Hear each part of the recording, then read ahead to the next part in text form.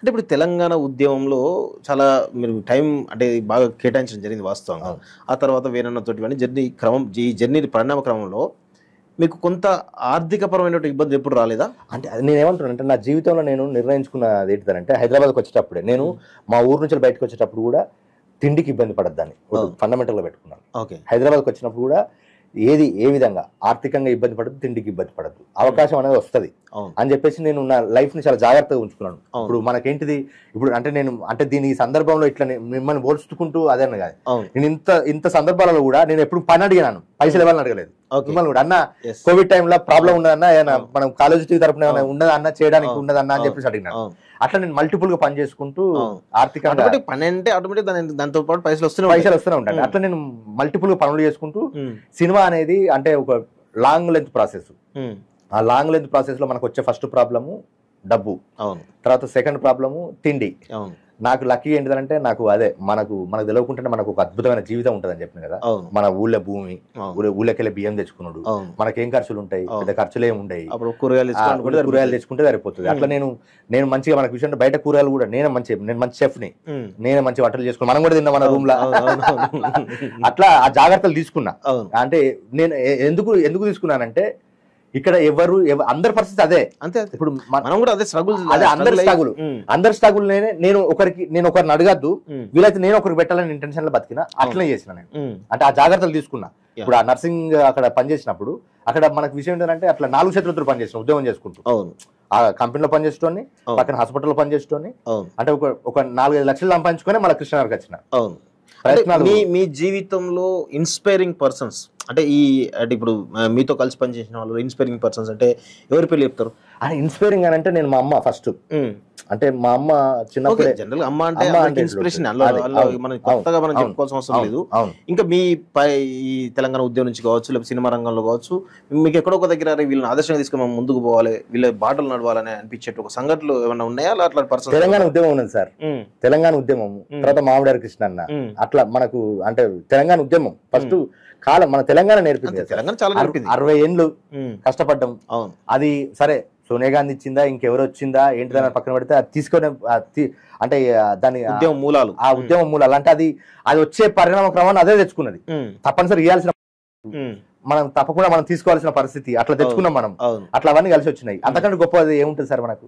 అట్లా హరికృష్ణ అన్న ఏంటిదనంటే నాకు అంటే అన్న నేనేమంటున్నా ఇప్పుడు ఆర్థికంగా ఎట్లా మీరు అన్నారు కదా, తెలంగాణ వచ్చిన తర్వాత కూడా నాకు అక్కడ మనకు విషయం ఏంటంటే రవీంద్ర భారతి ద్వారా మనం అంటే అక్కడ మంచి పార్టిసిపేట్ అయ్యి అక్కడ నాకు 2 దక్కినాయి. అంటే ఏంటంటే మనకి ఏం కావాలి, నేను అదే అంటున్నా కదా, ఫస్ట్ అవకాశం రావాలి, తర్వాత ఆదాయం రావాలి. అది మనకు మళ్ళీ ఆదాయం అని అంటే మనకు ఏదో ఇప్పుడు మనకి ఎంత పని చేస్తామో అంత వస్తే చాలు మనకు అంటే తృప్తిగా నేను పద్ధతిగా బతికేది. అక్కడ దొరికింది. అది ఎవరి వల్ల వచ్చింది? హరికృష్ణ ద్వారా వచ్చింది. సరే గవర్నమెంట్ నుంచి వచ్చినా కానీ మనకు అవకాశం ఇవ్వాలి కదా. అట్లా మనకు యాడ్స్ అవి చేసేది, మీరు యాడ్స్ చేసేది, at the same time government ఒక డాక్యుమెంటరీ చేసినాను. అంటే మంచి 2-3 ప్రోగ్రాంలు చేశాను అన్న దగ్గర. అవి చేసుకుంటూ కూడా మనకు కంటిన్యూగా మళ్ళీ మనకి ఏంటిదంటే ఇప్పుడు లొల్లి అదే జరుగుతుంది కదా. అప్పుడు మనకు విషయం ఏంటంటే చాలా మందికి ఇచ్చిండు అన్న. అట్లా చాలా మంది మనకి ఎందుకు అంటే అందులో అయ్యేటోళ్ళు అయ్యారు, ఎట్ ది సేమ్ టైమ్ పద్ధతిగా బతికేటోళ్ళు పద్ధతిగా బతికిర్రు. డబ్బును కూడా చాలా జాగ్రత్తగా ఖర్చు పెట్టుకోవాలన్న. మనకు పెద్ద ప్రాబ్లం ఏంటంటే డబ్బును కూడా చాలా జాగ్రత్తగా ఖర్చు పెట్టుకోవాలి. మళ్ళీ అక్కడ ఆ అవకాశాలు పొందుకుంటూ ఎట్ ది సేమ్ టైం మళ్ళీ బయట కూడా పనులు చేసేది. ఇప్పుడు నీకు అంటే నేను ఎంత మంచి మాట చెప్తున్నానంటే, ఇప్పుడు కాలేజీకి పని చేసిన 1000 రూపాయలు ఇచ్చినా నాకు అప్పుడు 1000 రూపాయలు అంటే నేను ఒక 15 రోజులు అప్పుడు నాకు పెళ్లి అయింది. నాకు 15 రోజులు నా ఫ్యామిలీకి డైలీ మెయింటెనెన్స్ అన్న. మనకు 50-100 అంతకంటే ఎక్కువ ఏముంటాయి అన్న, కిరాయిలు కాకుండా ఎట్లుంటాయి. అట్లా జాగ్రత్తగా ఉన్నా. ఇన్స్పైరింగ్ అంటే ఇన్స్పైరింగ్ అని అంటే ఫస్ట్ నా తల్లి, తర్వాత తెలంగాణ, తర్వాత సింగరేణి కూడా చాలా బాగా హ్యాపీ ఫీల్ అవుతా, ఇండియన్ కూడా ఫీల్ అవుతా. మనుషులకు వచ్చేసరికి హరికృష్ణ అన్న. ఎందుకంటే నాకు నిజంగా అంటే నా చాలా విషయాలలో నాకు అంటే ఇప్పుడు ఇవన్నీ అంటే వేరే నాకు ఏదో ఇవన్నీ కాకుండా కానీ నేను అన్న దగ్గర ఎట్లా ఉండాలో, ఒక ఆఫీసర్ దగ్గర ఎట్లా ఉండాలో అట్లా ఉండి నేను జాగ్రత్తగా పనిచేసిన. నాకు కూడా అట్లాంటి మంచి అవకాశాలు ఇచ్చిండు. నేను ఆ ఇన్స్పిరేషన్ ఎందుకనంటే ఆయన ఆలోచన విధానం ఎంత మంచిదనంటే అంటే టాలెంట్ ఉన్న ప్రతి కళాకారునికి ఏదో ఒకటి అవకాశం ఇస్తాడు. రెండోది మనం ఏమైనా మిస్టేక్ చేసినా కూడా అంటే వర్క్ విషయంలో చాలా క్వాలిటీ ఉంటాడు, మనం ఆయన చేంజ్ చేసుకోలేము. ఇప్పుడు నేను ఇప్పుడు ఈ సినిమా విషయంలో కూడా ఆయనకు కొన్ని ఉన్నాయి, అరే ఇట్లా కాకుండా అట్లా చేస్తే బాగుంటారు, ఎందుకంటే ఫిలిం క్రిటిక్ కదా.